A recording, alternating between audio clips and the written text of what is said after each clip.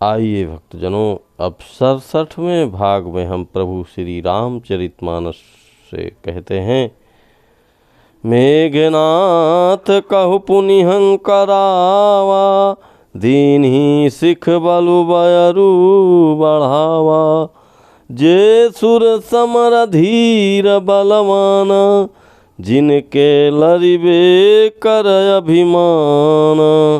फिर उसने मेघनाथ को बुलाया और शिखा पढ़ाकर उसके बल और देवताओं के प्रति बैर भाव को उत्तेजना दी। फिर कहा, हे पुत्र, जो देवता रण में धीर और बलवान हैं और जिन्हें लड़ने का अभिमान है, तिनहि जीत रन आन सुबांधी।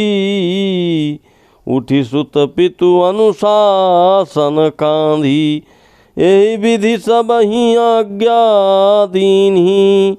आपुनि चले गदा कर लीन्ही। उन्हें युद्ध में जीत कर बांध लाना। बेटे ने उठकर पिता की आज्ञा को सिरोधार किया। इसी तरह उसने सबको आज्ञा दी और आप भी हाथों में गदा लेकर चल दिया। चलत दसानन डोलत अमनी, गरजत गर्भ श्रवही सुर रमणी। रावण आवत सुनऊ सकोहा, देवन तके मेरु गिरि खोहा। रावण के चलने से पृथ्वी डगमगाने लगी और उसकी गर्जना से देवर मणियों के गर्भ गिरने लगे। रावण को क्रोध सहित आते हुए सुनकर देवताओं ने सुमेरु पर्वत की गुफाएं तकी। भागकर सुमेरु की गुफाओं का आश्रय लिया। दिग्पालन के लोक सुहाए, सुने सकल दसानन पाए। पुनि पुनि सिंहनाद करि भारी, देई देवतन गारी पचारी। दिक्पालों के सारे सुंदर लोकों को रावण ने सुन न पाया। वह बार बार भारी सिंह गर्जना करके देवताओं को ललकार ललकार कर गालियां देता था। रन मद व्यात फिरई जगधावा, प्रतिभट खोजत कतहु न पावा। रवि शशि पवन वरुण धनधारी, अग्नि काल जम सब अधिकारी। रण के मद में मतवाला होकर वह अपनी जोड़ी का योद्धा खोजता हुआ जगत भर में दौड़ता फिरा, परंतु उसे ऐसा योद्धा कहीं नहीं मिला। सूर्य चंद्रमा वायु वरुण कुबेर अग्नि काल और यम आदि सब अधिकारी। किन्नर सिद्ध मनुज सुर नागा, हटि सबही के पंथ ही लागा। ब्रह्म सृष्टि जहाँ लगी तनुधारी, दस मुख बस बरती नर नारी। किन्नर सिद्ध मनुष्य देवता और नाग सभी के पीछे वह हठपूर्वक पड़ गया। किसी को भी उसने शांत पूर्वक नहीं बैठने दिया। ब्रह्मा जी की सृष्टि में जहाँ तक शरीरधारी स्त्री पुरुष थे, सभी रावण के अधीन हो गए। आय सुकरहीं सकल भय भीता, न वहीं आई नित चरण विनीता। डर के मारे सभी उसकी आज्ञा का पालन करते थे और नित्य आकर नम्रता पूर्वक उसके चरणों में सिर नवाते थे। भुज बल विश्ववश करे राखे, सिको न सुतंत्र। मंडलिक मणि रावण राज करई निज मंत्र। उसने भुजाओं के बल से सारे विश्व को वश में कर लिया, किसी को स्वतंत्र नहीं रहने दिया।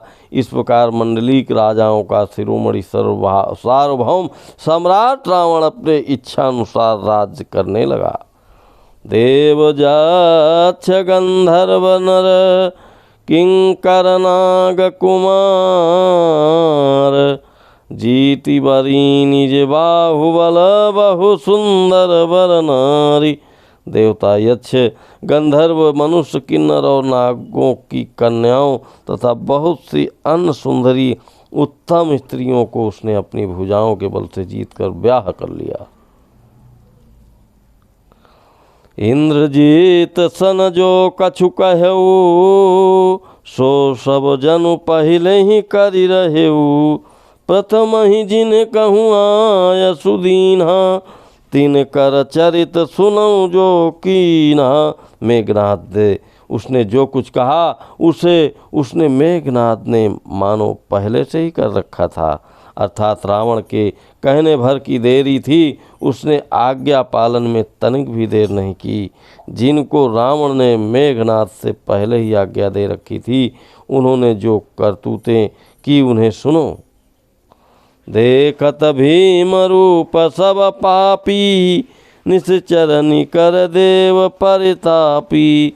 करही उपद्रव असुर निकाया, नाना रूप धरही करि माया। सब राक्षसों के समूह देखने में बड़े भयानक पापी और देवताओं को दुख देने वाले थे। वे असुरों के समूह उपद्रव करते थे और माया से अनेक प्रकार के रूप धरते थे। जेहि विधि हो धर्म निर्मूला, सो सब करहि वेद प्रतिकूला। जेहि जेहि देश धेन दुज पामहि, नगर गाँव पुर आगि लगावहीं। जिस प्रकार धर्म की जड़ कटे वे वही सब वेद रूप विरुद्ध काम करते थे। जिस जिस स्थान में वे गौ और ब्राह्मणों को पाते थे, उसी नगर गांव और पूर्व में आग लगा देते थे। शुभ आचरण कतहु नहीं होई, देव विप्र गुरु मान न कोई।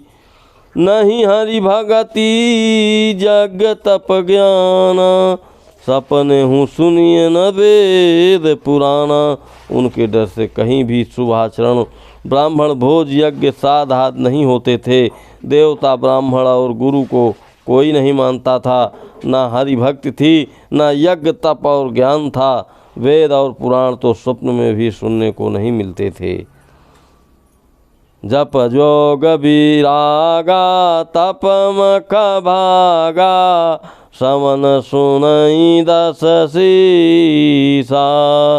आपन उठी धावई रह न पावई, धरि सब घारई सीखा।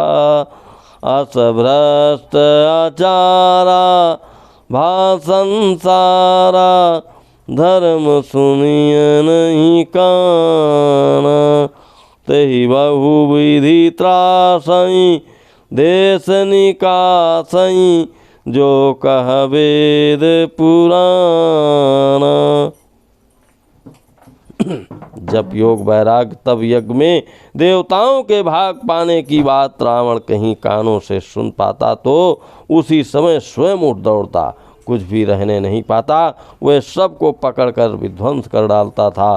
संसार में ऐसा भ्रष्ट आचरण फैल गया कि धर्म तो कानों में भी सुनने में नहीं आता था। जो कोई वेद और पुराण कहता उसको बहुत तरह से त्रास देता और देश से निकाल देता। बारनी न जाई अनीति घोर निशाचर, जो करहीं हिंसा पर अति प्रीति, तिनके पापहि कमानिमिति। राक्षस लोग जो घोर अत्याचार करते थे उसका वर्णन नहीं किया जा सकता। हिंसा पर ही जिनकी प्रीति है उनके पापों का क्या ठिकाना। मास पारायण छठा विश्राम। भक्तजनों यहीं से इस भाग को विराम देते हैं। तब तक आप इस भाग को सुने, फिर आते हैं। जय सिया राम, जय सिया राम।